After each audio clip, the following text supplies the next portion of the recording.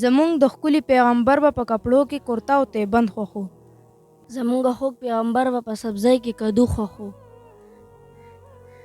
زمونږ خوږ پیغمبر به د سفر د پاره اس خوښولو. زمونږ خوږ پیغمبر ته به د غرونو او د بوټو نه سلام راته. زمونږ ښکلي پیغمبر چې په کمې اوبو باندې توکان واچولې هغه به خوږې شي. زمونږ ښکلي پیغمبر به په غوښه کې د چیلي غوښه خوښوله. ماشاءالله ماشاءالله. زمونږ ښکلي پیغمبر په لباس کې سپین رنګ خوښو.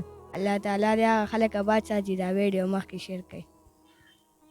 ماشاءالله ماشاءالله ماشاءالله.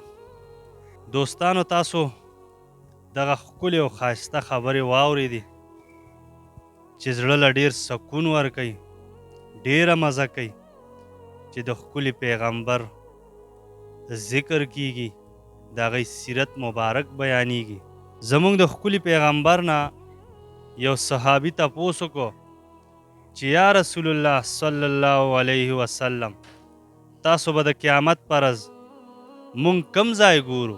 نبی علیه السلام ورته وفرمایل که ما ګورئ نو ما په 3 ځایونو کې د قیامت پر ورځ وګورئ.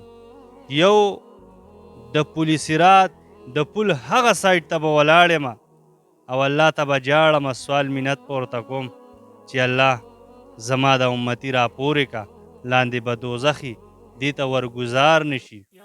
وایي که دغه ځای نه ومه بیا مې چېرته د میزان د تلې په خوا کې ګوره، چېرته ګناهګار امتیان د هغوی عملونه به تللی کېږي.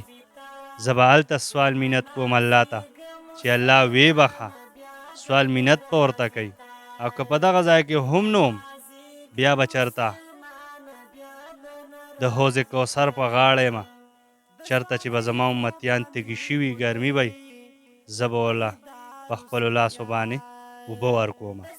نو دوستانو دا د دغه ښکلي پیغمبر ذکر وشو چې دا زمونږ نه هیر نشي. مونږ په ټیک ټاک کې، مونږ په فیسبوک کې دومره مخکې لاړ نشو چې د ښکلي پیغمبر اخلاق هم زمونږ نه هیر نشي.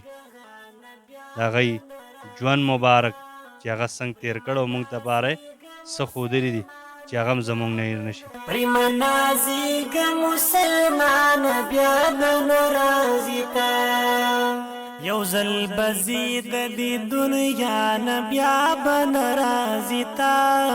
پرېمه نازېږه مسلمانه بیا به نه راځي تا.